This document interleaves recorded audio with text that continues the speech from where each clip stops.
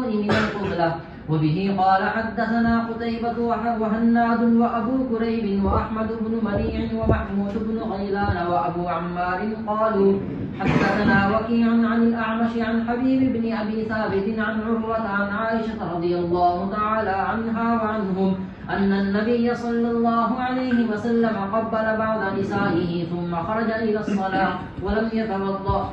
قال قلت من هي إلا أنت فضحكت. قال أبو عيسى وقد روي نحو هذا عن غير واحد من أهل العلم من أصحاب النبي صلى الله عليه وسلم والتابعين وهو قول سفيان الثوري وأهل الكوفة. قالوا ليس في القبلة وضوء.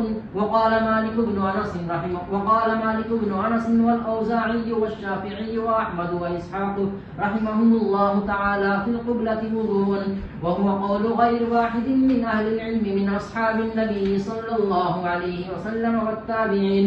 وإنما ترك أصحابنا حديث عائشة رضي الله تعالى عنها عن النبي صلى الله عليه وسلم في هذا لأنه لا يصح عندهم لحال الإسناد. قال وسمعت أبا بكر العطار البصري يذكر عن علي بن المديني قال ضعف يحيى بن سعيد القطان هذا الحديث وقال هو شبه لا شيء.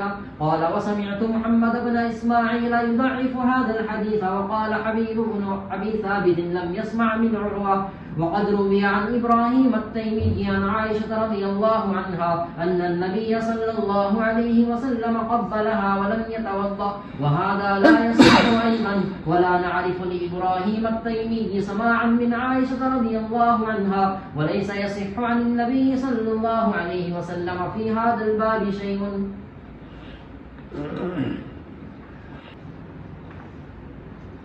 بسم الله الرحمن الرحيم. الحمد لله رب العالمين والصلاة والسلام على أشرف الأنبياء والمرسلين وعلى آله وصحبه أجمعين ومن تبعهم بإحسان في كل زمان ومكان إلى يوم الدين. أما بعد.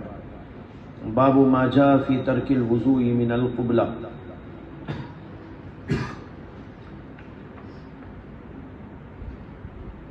یہاں قبلہ جو ذکر کیا گیا ہے اس سے مراد ہے مس.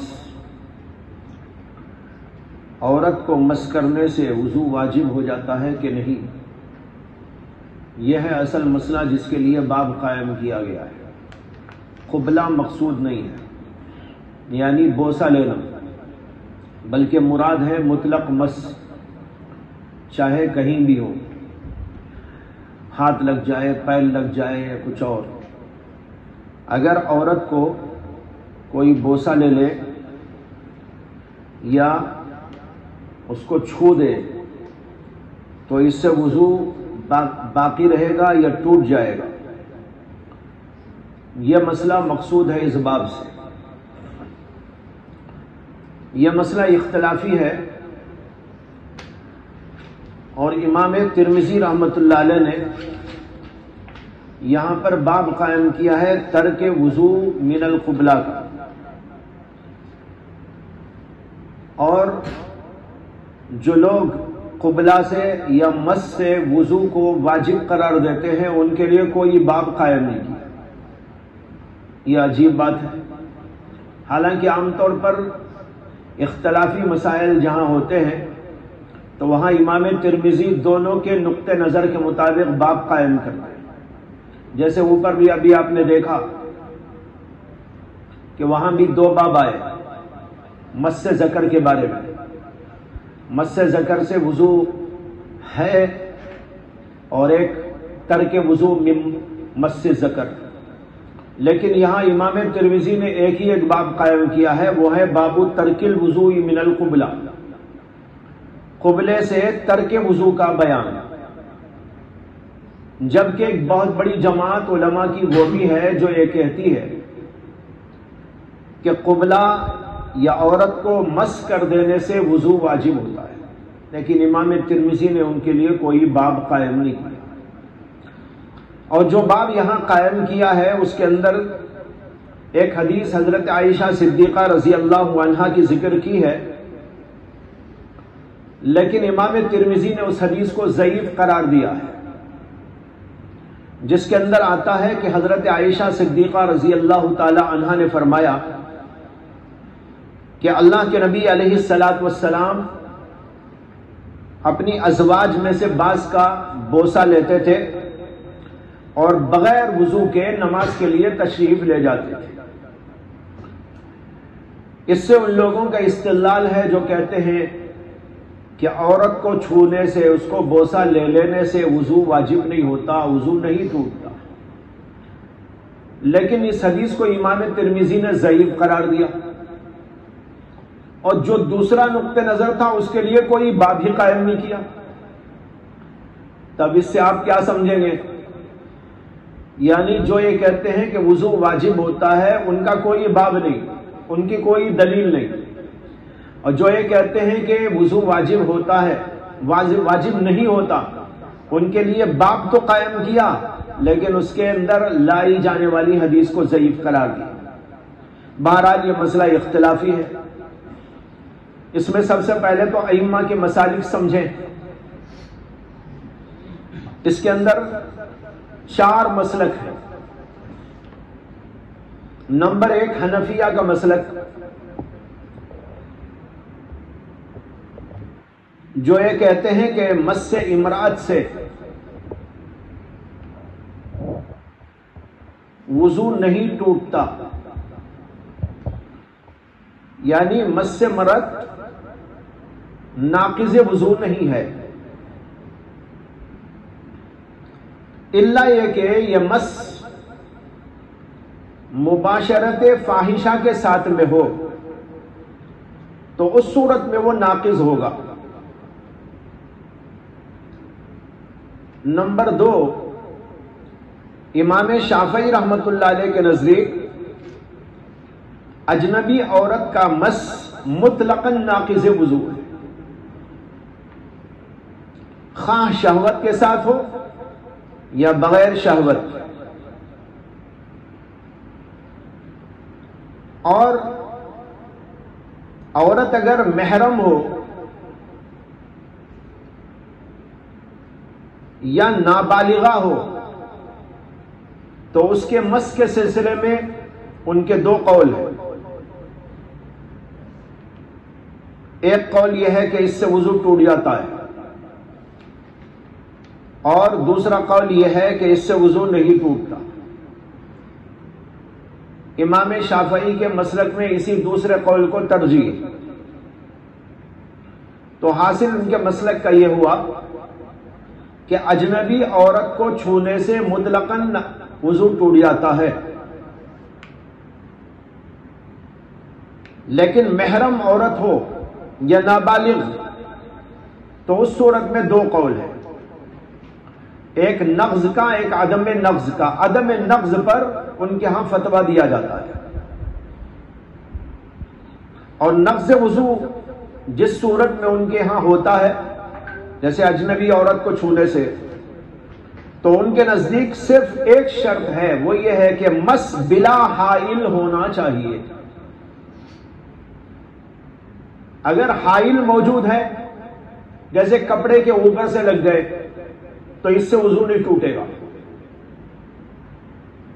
اور کپڑا کچھ نہیں ہے، جیسے مثلا ہاتھ یہاں لگ جائے، عورت کا ہاتھ ایسا لگ گیا تو ٹوٹ جائے گا، کپڑے کے اوپر سے لگ جائے تو نہیں ٹوٹے گا۔ تیسرا مسلک امام مالک کا، امام مالک رحمت اللہ علیہ کے نزدیک بھی عورت کو مس کرنا ناقض وضو ہے،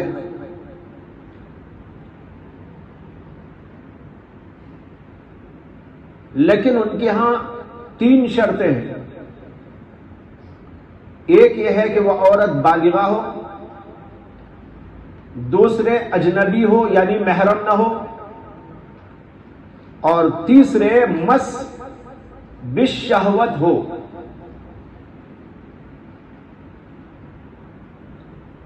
چوتھا مسلک امام احمد بن حنبل کا، لیکن ان کے یہاں 3 قول ہیں۔ علامہ ابن قدامہ حنبلی نے اپنی کتاب المغنی میں ان کے 3 قول نقل کیے ہیں۔ ایک قول حنفیہ کے مطابق ہے، ایک قول شوافع کے مطابق ہے، ایک قول مالکیہ کے مطابق ہے، لیکن ان کا زیادہ رجحان امام شافعی کے مسلک کی طرف ہے۔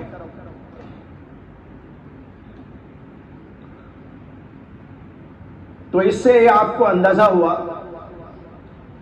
کہ حنفیہ کے یہاں تو مطلقاً یہ غیر ناقض ہے، باقی تینوں اماموں کے یہاں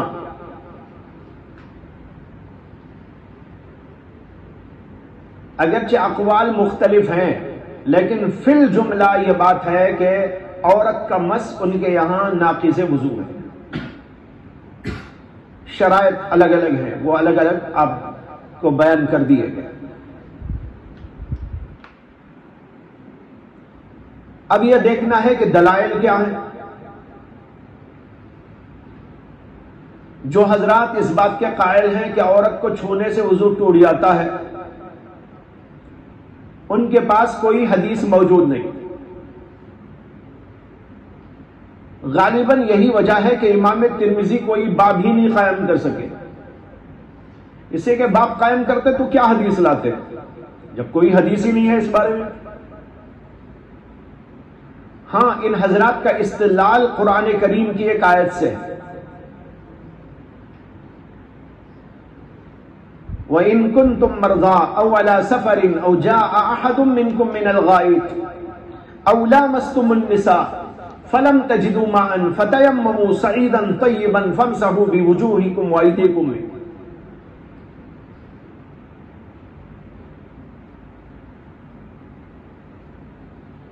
اس کے اندر تیمم کے احکام ہیں، لیکن تیمم کے احکام میں یہ سمجھ میں آ رہا ہے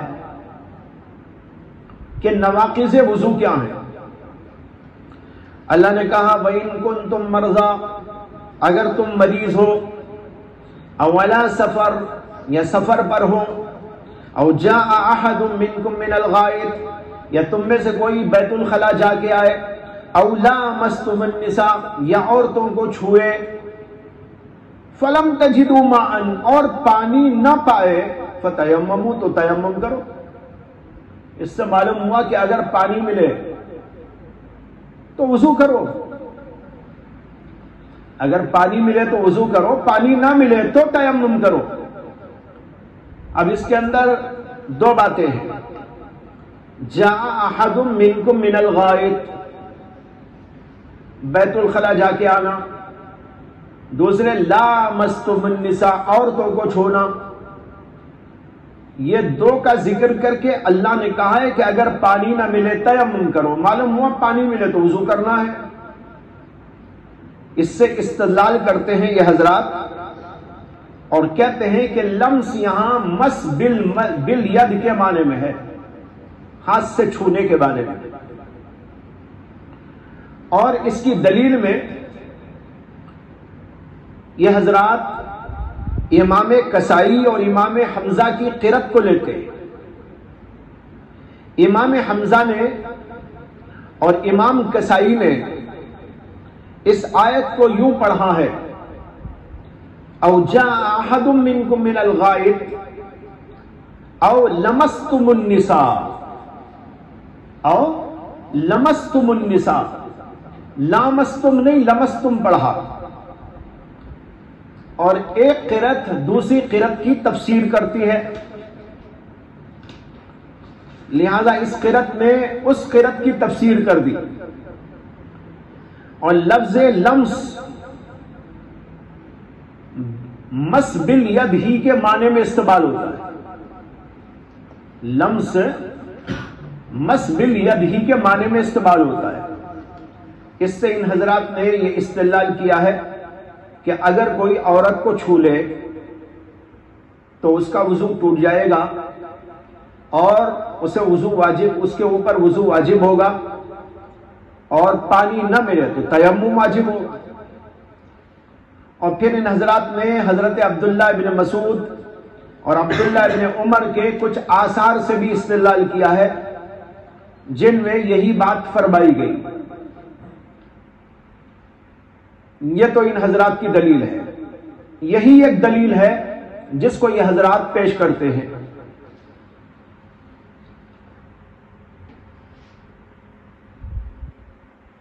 لیکن اس میں اشکال یہ ہے کہ لامستم جو لفظ آیا یہ باب مفاعلت سے ہے، اور باب مفاعلت کی خاصیت اشتراک ہے، یعنی اس کے اندر مشارکت ہوتی، اور مشارکت صرف مس بالید کے اندر پائی نہیں جاتی. ایک آدمی چل رہا ہے، ہاتھ لگ گیا، دوسرے کی طرف سے نہیں تھا ہاتھ، تو اس میں مشارکت نہیں پائی جاتی. اور احناف یہ کہتے ہیں کہ یہاں لامستم جماع سے کنایا ہے، اور جمہور علماء نے اس کی تفسیر یہی کی ہے. حضرات مفسرین کرام نے اسی معنی کو ترجیح دیا ہے، اور سیدنا عبداللہ ابن عباس رضی اللہ تعالی عنہ سے یہی تفسیر منقول ہے کہ لامستم جامعتم. لامستم کے معنی بیان کرتے ہیں جامعتم النساء، عورتوں سے تم نے جماع کی. اور جماع ہی کی صورت وہ ہے جس کے اندر دونوں طرف سے اشتراک ہوتا ہے، مرد اور عورت. لہذا لامستم بمانے جامعتم ہے. اور پھر اس کا جو سیاق و سباق ہے آیت کا، اس کے اوپر بھی نگاہ ڈالی جائے تو یہی اندازہ ہوتا ہے کہ یہاں پر جماع مراد ہونا چاہیے. وہ کیسا؟ وہ اس طریقے پر کہ یہاں پر احکام بیان کیے جا رہے. اوپر تو دیکھیے کہ یہ بیان کیا گیا کہ وضو کب واجب ہے، وضو کا حکم دیا گیا. یا ایھا الذین آمنوا اذا قمتم الى الصلاة فاغسلوا وجوهکم وایدیکم الى المرافق وامسحوا برؤوسکم وارجلکم الى الکعبین. یہ بیان کیا گیا. آگے وَإِن كُنتُمْ جُنُوبًا فَاتَّطَہَّرُوا، اور اگر تم جنابت کی حالت میں ہو تو غسل کرو. فَاتَّطَہَّرُوا سے مراد یہاں غسل ہے. تو دو حکم ہو گئے. ایک ہو گیا وضو کا حکم، اس کے بعد حکم دیا گیا غسل کا. اس کے بعد یہاں فرمایا گیا وَإِن كُنتُم مَرْضَىٰ أَوْ عَلَىٰ سَفَرٍ أَوْ جَاءَ أَحَدٌ مِّنكُم مِّنَ الْغَائِطِ أَوْ لَامَسْتُمُ النِّسَاءَ. اس میں یہاں دو چیزیں ہیں. ایک جَاءَ أَحَدٌ مِّنكُم مِّنَ الْغَائِطِ اور ایک لَامَسْتُمُ النِّسَاءَ. علماء احناف کہتے ہیں کہ ان دو کا اوپر کے دو احکام سے تعلق ہے. اوپر دو چیزوں کا ذکر تھا. ایک ذکر تھا وضو کا. وضو کب ٹوٹے گا اس کے لیے فرمایا گیا او جاء احد منکم من الغائط. غائط کو جا کر آئے تو وضو ٹوٹے گا، وضو کرو. پانی نہ ملے تو تیمم کرو. اور پھر لامستم النساء کہہ کر اشارہ کیا ہے جماع کی طرف، جس کی وجہ سے غسل ٹوٹ جاتا ہے. تو ایک حکم یہاں پر وضو کے سلسلے کا ہے، اور ایک بات یہاں پر غسل کے سلسلے کی بیان کی گئی. گویا کہ یوں کہہ لیجئے کہ یہاں پر یہ دو چیزوں میں اشارہ ہے، ایک حدث اصغر کی طرف، ایک حدث اکبر کی طرف. جاء احد منکم من الغائط میں اشارہ ہے حدث اصغر کی طرف، اور لامستم النساء یعنی جامعتم النساء میں اشارہ ہے حدث اکبر کی طرف، کہ عورتوں سے ملیں گے تو تمہارا غسل ٹوٹ جائے گا، اور بیت الخلا جا کر آئیں گے تو وضو ٹوٹ جائے گا. تو اوپر وضو کا بھی ذکر تھا، غسل کا بھی ذکر تھا. انہی دونوں سے متعلق یہ دو چیزیں لائی گئیں. ایک میں حدث اصغر کا بیان ہے، ایک میں حدث اکبر کا بیان ہے. اب یہ ترتیب قرآن کریم کے بلاغت اور اس کے خاص اسلوب نگارش سے بالکل موافق ہو جاتی. اور اگر آپ یہاں پر لامستم کو بمانے لمستم اور مس کے لے لیں تو اس کا تعلق بھی صرف وضو سے ہو جائے گا، وضو ٹوٹنے کا. غسل ٹوٹنے کے احکام کا یہاں کوئی ذکر ہی نہ ہوگا. تو قرآن کریم کی بلاغت کے اعتبار سے وہ معنی زیادہ مناسب ہے، وہ معنی زیادہ فٹ ہوتا ہے جس کے اندر دو قسم کے احکام کا ذکر کر کے اوپر انہی دو کے ٹوٹنے کا اللہ نے یہاں پر ذکر کر دیا، ایک میں حدث اصغر کا بیان کیا، ایک کے اندر حدث اکبر کا بیان فرمایا۔ اور پھر جیسے کہ میں نے عرض کیا کہ حضرت سیدنا عبداللہ ابن عباس رضی اللہ تعالی عنہ نے بھی اس کی یہی تفسیر بیان کی، اور بھی متعدد حضرات مفسرین نے یہی اس کا مطلب بیان کیا کہ اس سے مراد ہے جامعات، عورتوں سے جمع کرنا۔ اور سیدنا عبداللہ بن عباس نے صرف یہ نہیں کہ اس کو بیان کر دیا، بلکہ بیان کرنے کے ساتھ ساتھ انہوں نے قرآن ہی سے اس کی دلیل بھی دی، قرآن ہی سے اس کی دلیل بھی دی۔ قرآن کریم کے اندر آیا ہے وَإِن طَلَّقْتُمُوهُنَّ مِن قَبْلِ أَن تَمَسُّوهُنَّ وَإِن طَلَّقْتُمُوهُنَّ مِن قَبْلِ أَن تَمَسُّوهُنَّ فَمَا لَكُمْ عَلَيْهِنَّ مِنْ عِدَّةٍ۔ اس کے اندر کہا گیا کہ اگر تم نے عورتوں کو طلاق دی اس سے پہلے کہ تم ان کو چھوؤ، اس سے پہلے کہ تم ان کو چھوؤ یعنی ان سے ملو، تو ان کے اوپر عدت نہیں ہے، ان کے اوپر عدت نہیں، یعنی ایک آدمی نے شادی کی لیکن جمع سے پہلے طلاق دے دیا، تو جمع سے پہلے طلاق دے دینے کی صورت کے اندر اس کے اوپر عدت نہیں آئے گی، اور جمع کے بعد میں اگر طلاق دیا تو پھر عدت آئے گی۔ یہ مسئلہ قرآن کریم نے بیان کیا۔ ابن عباس کہتے ہیں کہ یہاں پر ان تمسوہن بمانے جمع کے ہیں، اگر مس کے معنی جمع کے آتے ہیں تو لمس کے معنی بھی جمع کے ہیں۔ سمجھ میں آئی بات؟ یہ سیدنا عبداللہ بن عباس رضی اللہ تعالیٰ عنہ نے استشہاداً پیش کیا ہے۔ بہرحال جن لوگوں نے اس سے استدلال کیا تھا دوسرے علماء نے اس کا یہ جواب دے دیا۔ اب یہ دیکھنا ہے کہ علماء احناف اور وہ لوگ جو مس سے امرأت کو ناقض وضو نہیں ٹھہراتے ان کے پاس اس کی کیا دلیل ہے؟ ماشاءاللہ ان کے پاس تو بہت دلائل ہے۔ ان حضرات کے پاس تو کوئی دلیل نہیں تھی، دلیل تھی تو قرآن کی ایک آیت تھی جو محتمل ہے، صرف کیا ہے؟ محتمل ہے، لیکن احناف کے پاس بڑے دلائل موجود ہیں۔ ان میں سے چند دلائل یہاں ذکر کیے جاتے ہیں۔ نمبر 1 یہی حدیث عائشہ جو باب کے اندر موجود ہے، جس کے اندر صاف طور پر آیا، آپ دیکھ رہے ان عائشہ رضی اللہ تعالی عنہا ان النبی صلی اللہ علیہ وسلم قبل بعض نسائه، اللہ کے نبی نے اپنی بعض عورتوں کا بوسہ لیا، ثم خرج الى الصلاة، پھر آپ نماز کے لیے تشریف لے گئے، ولم يتوضا، اور وضو نہیں کیا، بغیر وضو کے جا کر نماز پڑھائی۔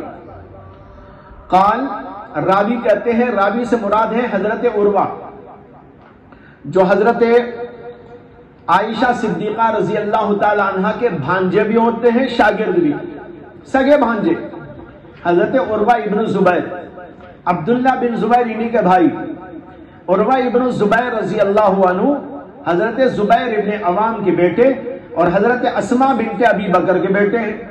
تو حضرت اسماء حضرت عائشہ صدیقہ رضی اللہ تعالی عنہ کی بڑی بہن، ان کے بیٹے، تو یہ سگے بھانجے ہوئے، شاگرد بھی تھے اور حضرت عائشہ کے علوم کے بہت بڑے امین تھے۔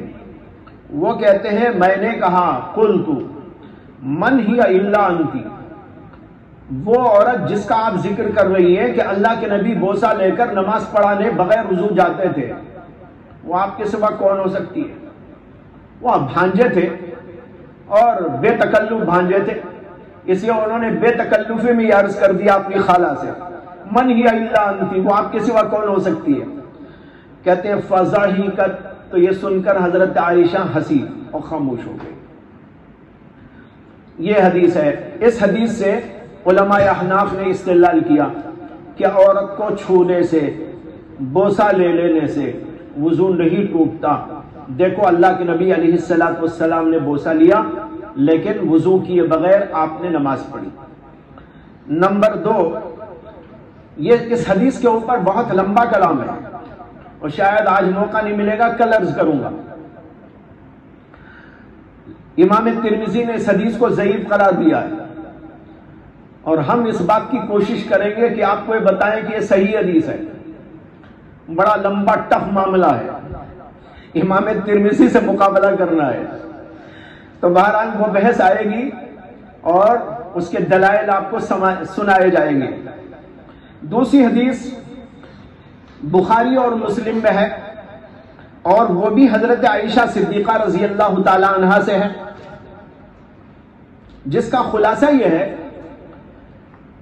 کہ حضرت عائشہ صدیقہ رضی اللہ تعالی عنہا لیٹی رہتی تھی اور رات میں اٹھ کر اللہ کے نبی علیہ الصلوۃ والسلام نماز تہجد ادا فرماتے تھے۔ جگہ چھوٹی تھی تو اس لیے اللہ کے نبی علیہ الصلوۃ والسلام جب سجدہ کرنا چاہتے تو حضرت عائشہ کے پیروں کو اشارہ دیتے، یعنی ہاتھ سے ایسا اشارہ دیتے، تو حضرت عائشہ پیروں کو سمیٹ لیتی اور اللہ کے نبی علیہ الصلوۃ والسلام سجدے میں چلے جاتے، اور پھر جب اللہ کے نبی علیہ السلام کھڑے ہو جاتے تو حضرت عائشہ صدیقہ پھر پیروں کو لمبا کر لیتے۔ اس کے اندر حضرت عائشہ صدیقہ کو چھونا، ہاتھ سے چھونا یہاں پر ذکر کیا گیا ہے۔ اس سے معلوم ہوا کہ اگر نماز میں کوئی عورت کو چھوئے تو وضو نہیں ٹوٹتا، نہیں تو وضو ٹوٹ جانا چاہیے، لیکن نماز ہی کے اندر اللہ کے نبی علیہ الصلوۃ والسلام کا، اور نماز ہی میں نہ نماز ٹوٹی نہ وضو۔ اسی طرح باہر بھی اگر کوئی چھو لے تو اس سے وضو نہیں ٹوٹے گا۔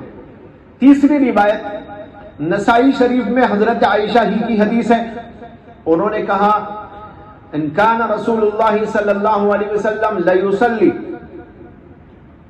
ان کان رسول اللہ صلی اللہ علیہ وسلم لیصلی وانی لمعترضۃ بین یدیہ وانی لمعترضۃ بین یدیہ اعتراض الجنازہ۔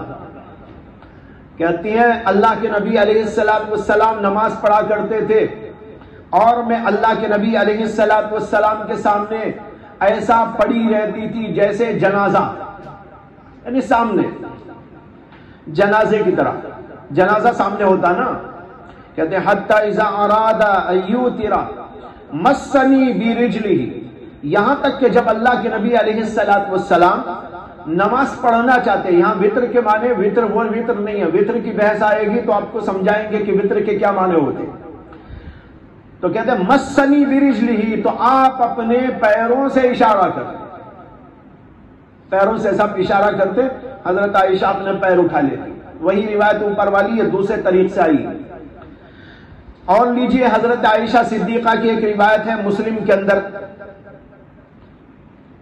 اس میں یہ آیا ہے، کہتے ہیں فقدت رسول اللہ صلی اللہ علیہ وسلم لیلۃ من الفراش، ایک بار میں اللہ کے رسول علیہ الصلوۃ والسلام کو رات میں بستر سے مفقود پائی، یعنی دیکھا تو حضور بستر پہ ہے ہی نہیں۔ فالتمستہ، میں نے آپ کو تلاش کیا، یعنی ادھر ادھر دیکھا کہاں ہے۔ فوقعت یدی علی بطن قدمی، تو میرے ہاتھ اللہ کے نبی علیہ الصلوۃ والسلام کے پیروں کے بطن پر، بطن نیچے والا حصہ، یہ سامنے جو ایسا ہوتا ہے وہ جو ہے اوپر والا حصہ، یہ بطن والا حصہ، ایسا آپ سجدے میں تھے تو ہاتھ پڑے تو پیچھے کی طرف پڑے۔ وَهُوَ فِي الْمَسْجِدِ، اور اس وقت اللہ کے نبی مسجد میں تھے۔ وَهُمَا مَنْصُوبَتَانِ، اور اللہ کے قدم، اللہ کے نبی کے قدم منصوب تھے، یعنی ایسے کھڑے ہوئے تھے، اور آپ دعا کر رہے تھے اللہم انی اعوذ برضاک من سخطک وبمعافاتک من عقوبتک اللہم لا احصی ثناء علیک انت کما اثنیت علی نفسک۔ یہ دعا کرتے جا رہے تھے سجدے میں۔ حضرت عائشہ کہتی ہیں میں ادھر ادھر تلاش کرتے کرتے دیکھے تو وہاں آپ تھے، بازو ہی تھا نا گھر مسجد کے، حضرت عائشہ کا کمرہ یہ نکلتے ہی مسجد، تو وہ تلاش کرتے ہوئے ادھر گئی تو دیکھا تو وہاں حضور صلی اللہ علیہ وسلم نماز پڑھ رہے ہیں اور پیر جو ہے کھڑے ہوئے ہیں، یعنی سجدے کی حالت کے اندر ہیں، اور ان کے ہاتھ حضور کے قدم پر پڑ گئے۔ اب دیکھو ہاتھ اور قدم پر بھی کچھ نہیں ہوتا، ہاتھ پر بھی کچھ نہیں ہوتا، حائل کچھ نہیں ہے، حائل کچھ نہیں ہے، بغیر کسی حائل کے وہاں پر یہ ہوا۔ یہ ہوئی چوتھی حدیث۔ اور ایک حدیث سن لیجئے معجم طبرانی میں، معجم طبرانی اوسط میں حضرت ابو مسعود انصاری رضی اللہ تعالی عنہ سے حدیث ہے، وہ کہتے ہیں ان رجلا اقبل الى الصلاة فاستقبلته امرأة فأكب عليها فتناولها فأتى النبي صلی اللہ علیہ وسلم۔ اس میں یہ ہے کہ ایک آدمی آ رہا تھا، راستے میں عورت سے اس کا آمنا سامنا ہو گیا اور لگ گیا ایسا۔ اس کا ذکر حضور کے سامنے کیا گیا، لیکن حضور اقدس صلی اللہ علیہ وسلم نے وضو وغیرہ کا کوئی حکم اس کو نہیں دیا۔ اگر عورت کو چھو جانے سے وضو ٹوٹ جاتا تو یہ صحابی نمازی کو آ رہے تھے تو ان کا وضو کیسے باقی رہا؟ یہ حدیث بھی ہے، لیکن اس حدیث کے اندر کچھ ضعف ہے۔ لیکن اوپر کی جو حدیثیں بیان کی گئی ان میں سے پہلی حدیث جو ترمذی کی ہے وہ چھوڑ کر باقی سب حدیثیں صحیح ہیں۔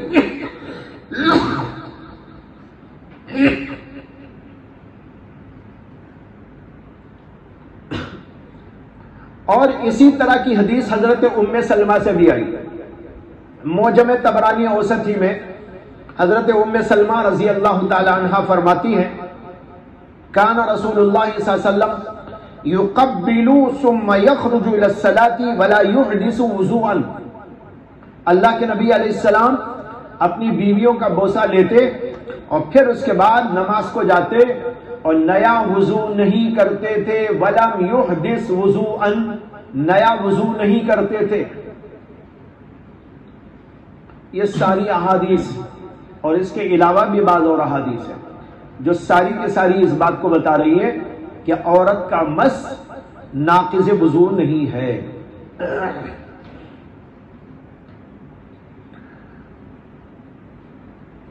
یہ دو بحثیں ہو گئی، ایک مسالک کی بحث، دوسرے ان کے دلائل کی بحث۔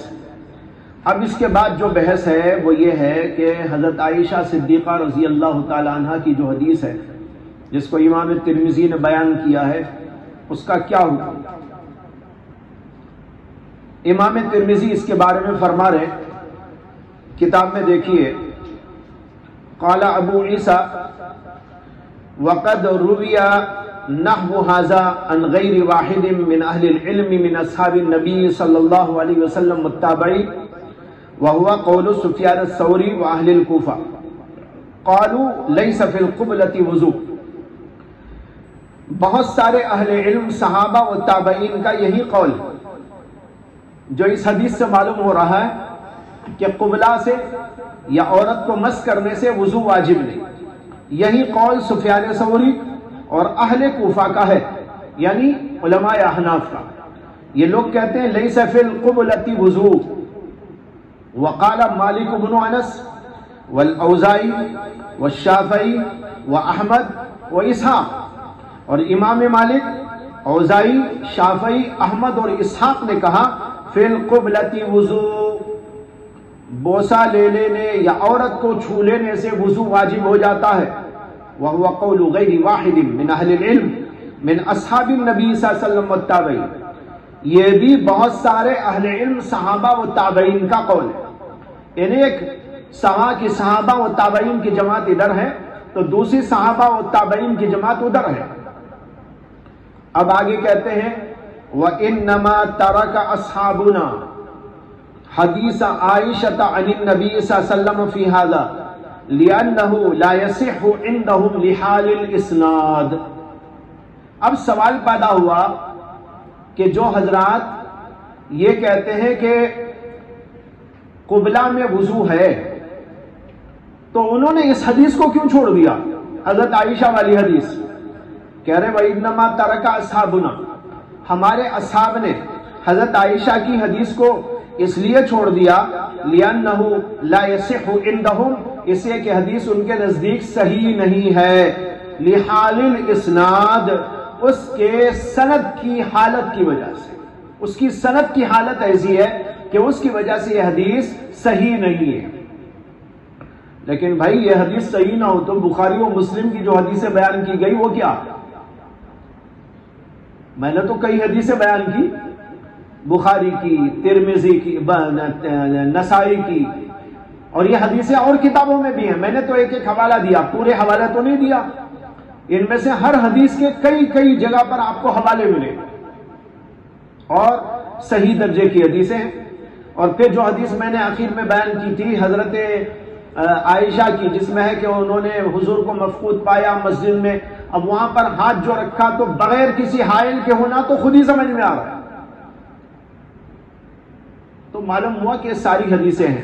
یہ ایک حدیث اگر ضعیف بھی ہو جائے تو بھی مسئلے میں کوئی فرق نہیں، احادیث تو بہت ساری ہیں اس سلسلے میں، ان میں سے ایک حدیث یہ ہے، اگر یہ حدیث ضعیف بھی ہو جاتی تو بھی دوسری حدیثیں تو موجود تھی۔ اسی سے سمجھ میں آتا ہے، یاد رکھنا چاہیے، کسی مسئلے میں کوئی دلیل ضعیف ہونے سے نفس مسئلہ ضعیف نہیں ہو جاتا، اسی تو اس کی اور دلیلیں بھی ہو سکتی ہیں نا۔ اب جیسے یہاں خود آپ دیکھ رہے ہیں، اب امام ترمذی اس کو لکھ رہے ہیں، اور جو آدمی ان دلائل پر نظر نہیں رکھے گا وہ سمجھے گا وہ یہ ایک حدیث ہے وہ ضعیف ہے، بھائی چلو قصہ ختم، حالانکہ دوسری حدیثیں تو موجود ہیں مسئلے کے لیے۔ آگے کہتے ہیں وَسَمِعْتُ أَبَا بَكْرَ الْعَطَّارِ الْبَصْرِي يَذْكُرُ عَنْ عَلِيِّ بْنِ الْمَدِينِ قال ضعف يحيى بن سعيد القطان هذا الحديث جدا وقال هو الشبه لا شيء۔ میں نے ابو بکر العطار بصری سے سنا، وہ ذکر کرتے تھے علی ابن المدینی کے حوالے سے کہ علی ابن المدینی نے فرمایا کہ یحییٰ بن سعید القطان اس حدیث کو بہت ضعیف قرار دیتے تھے اور کہتے تھے کہ بھائی یہ تو لاشے کے برابر ہے۔ ہمارے یہاں بولتے ہیں نا لاشا، یہ لاشا عربی لفظ ہے، لاشا اصل میں لاشئی ہے، اور بولتے بولتے لاشا ہو گیا ہے، لاشئی، شئی پر لا داخل کر دیا ہے اور دونوں کو جوڑ دیا ہے۔ اور لاشئی کے معنی تو کچھ ہونا، شئی چیز، لاشئی معنی کوئی چیز ہی نہیں، لاشئی کے معنی کوئی چیز نہیں۔ جب ایک آدمی مر جاتا ہے تو کہتے ہیں لاشا، لاشا کیا معنی؟ نہیں کچھ نہیں رہا، اب یہ اندر کا پورا گیا، اب تو خالی جسم ہی جسم ہے۔ اسی طرح یہاں پر کہا وشیبہ لا شیء، یہ تو لاشے کے برابر ہے، یعنی کوئی چیز ہی نہیں۔ یہ کہتے تھے یحییٰ بن سعید القطان۔ آگے ہے وسمعت محمد بن اسماعیل یضاعف هذا الحدیث۔ امام ترمذی کہتے ہیں کہ میں نے امام بخاری کو سنا، وہ اس حدیث کو ضعیف قرار دیتے تھے اور فرماتے تھے حبیب ابن ابی ثابت لم یسمع من عروہ۔ ضعیف کیوں ہے؟ اس لیے ضعیف ہے کہ اس کے راوی حبیب ابن ابی ثابت ان کو حضرت عروہ سے سماع حاصل نہیں۔ اوپر سند میں حبیب ابن ابی ثابت روایت کر رہے ان عروہ، عروہ سے، عروہ حضرت عائشہ سے، تو حضرت عروہ سے حبیب ابن ابی ثابت کو سماع و لقاء حاصل نہیں، تو پھر یہ روایت منقطع ہو گئی۔ جب روایت منقطع ہو گئی تو ضعیف ہو گئی، اس لیے وہ اس حدیث کو ضعیف قرار دیتے، یہ ہے اس کی وجہ۔ اس کے بعد آگے ایک اور بات کہی انہوں نے، وقد روی عن ابراہیم التیمی عن عائشہ، اور حضرت ابراہیم تیمی سے بھی نقل کیا گیا ہے کہ انہوں نے حضرت عائشہ سے روایت کیا ان النبی صلی اللہ علیہ وسلم قبلها ولم يتوضا، کہ اللہ کے نبی نے ان کا بوسہ لیا اور وضو نہیں فرمایا۔ یعنی وہ حضرت عائشہ کی روایت جو اوپر آپ نے پڑھی نا، وہ عروہ سے ہے، اور عروہ سے اس کو نقل کرتے ہیں کون؟ حبیب ابن ابی ثابت۔ حبیب ابن ابی ثابت نے عروہ سے، عروہ نے عائشہ سے، لیکن اس کی دوسری سند یہ ہے کہ ابو روق روایت کرتے ہیں ابراہیم تیمی سے اور ابراہیم تیمی روایت کرتے ہیں حضرت عائشہ سے. یہ دوسری سند ہے. امام ترمذی یہاں بتانا چاہتے ہیں یہ دوسری سند بھی ضعیف ہے. وہ سند ضعیف ہے، اس کو آپ نے سن لیا. یہاں کہتے ہیں دوسری سند اس کی یہ ہے کہ اس کو ابراہیم تیمی نے روایت کیا حضرت عائشہ سے. کہتے ہیں وَهَذَا لَا يَصِحُّ إِذًا، یہ حدیث بھی صحیح نہیں ہے. کیوں؟ وَلَا نَعْرِفُ لِإِبْرَاهِيمَ التَّيْمِي سَمَاعًا مِنْ عَائِشَةَ، کیونکہ ہم نہیں جانتے ابراہیم التیمی کے لیے حضرت عائشہ سے سماع کو، یعنی حضرت عائشہ سے ان کو سماع حاصل نہیں. تو اوپر کی حدیث میں حبیب ابن ابی ثابت کو سماع حاصل نہیں ہے، عروہ سے روایت منقطع ہو گئی. یہاں ابراہیم تیمی عائشہ سے روایت کر رہے ہیں تو عائشہ سے ان کو سماع حاصل نہیں، تو یہاں یہ روایت منقطع ہو گئی. سمجھ میں آئی نا بات؟ اس لیے یہ روایت بھی صحیح نہیں.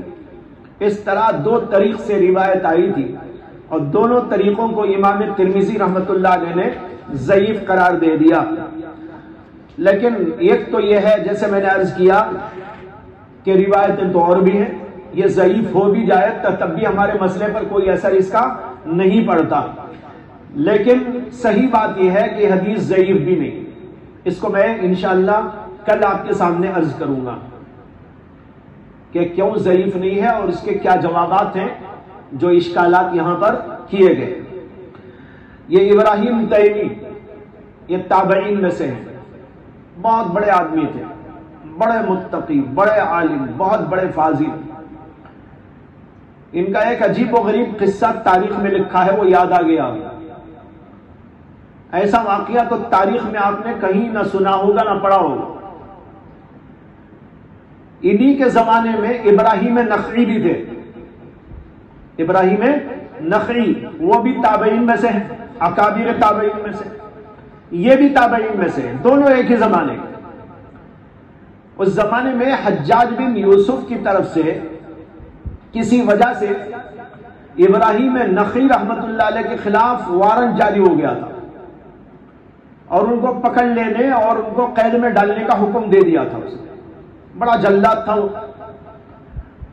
وہ تو بہت بڑے عالم تھے، بہت بڑے اللہ والے تھے، لیکن اس کے باوجود ان کے خلاف اس نے ایک کارروائی شروع کر دی. لیکن ان کی شخصیت کو پولیس والے چہرے سے نہیں جانتے تھے، نام سے تو سب جانتے تھے لیکن دیکھا نہیں تھا ان کو کون ہے وہ. تو اس لیے جو ہے وہ تلاش میں رہتے تھے کون ہے. اور اس زمانے میں وہ چھپے چھپے رہتے تھے تاکہ پکڑا نہ جاؤں. تو اسے چھپے چھپے رہتے تھے تو پولیس والے ان کو پکڑنے کی جستجو میں لگے رہتے تھے. تو کسی طرح ان کے علم میں آیا ابراہیم یہاں ہے. وہ ابراہیم نخعی نہیں تھے، وہ ابراہیم تیمی تھے. تو پولیس والے وہاں پہنچ گئے اور ان کو بھی معلوم تھا کہ ابراہیم نخعی کے خلاف وارنٹ جاری ہے اور ان کی تلاش و جستجو میں پولیس والے گھوم رہے پھر رہے اور کبھی بھی وہ مل جائیں گے تو ان کو پکڑیں گے اور قید میں ڈالیں گے یا قتل کر دیں گے، جو بھی ہوگا. ان کو بھی معلوم تھا. تو جب پولیس والے یہاں پر آئے اور کہا آپ ابراہیم ہیں؟ جی میں ہی ابراہیم. بس اتنا کہنا تھا کہ ان کو پکڑ کے لے گئے. اور یہ اچھی طرح جان رہے تھے کہ یہ میرے بارے میں نہیں آئے ہیں، یہ تو ابراہیم نخعی کو پکڑنے آئے ہیں. وہ چاہتے تو کہہ سکتے تھے کہ ابراہیم نخعی میں نہیں ہوں، میں ابراہیم تیمی ہوں، لیکن انہوں نے ایثار و قربانی کا ایک بے نظیر نمونہ قائم کر دیا دنیا. انہوں نے کہا ابراہیم میں ہوں. پکڑ لیا گیا، قید میں ڈال دیا گیا، قید ہی میں ان کا انتقال ہوا. لیکن کبھی انہوں نے نہیں بتایا کہ میں ابراہیم نخعی نہیں ہوں، میں ابراہیم تیمی ہوں، وہ دوسرے آدمی ہیں، وہ فلاں جگہ ہیں. ان کو بچانے کے لیے انہوں نے اپنے آپ کو زندگی بھر قید میں رکھا اور وہیں پر ان کا انتقال ہو گیا. واقعہ سنا ہے آپ نے ایسا؟ ایک آدمی اپنے زمانے کے ایک عالم کے لیے اتنی بڑی قربانی دے رہا ہے. ایسے ایسے لوگ تھے. بہرحال یہ حدیث کا ذکر ہوا. اس حدیث کے بارے میں تفصیلی کلام کل ہوگا انشاءاللہ. وآخر دعوانا الحمدللہ.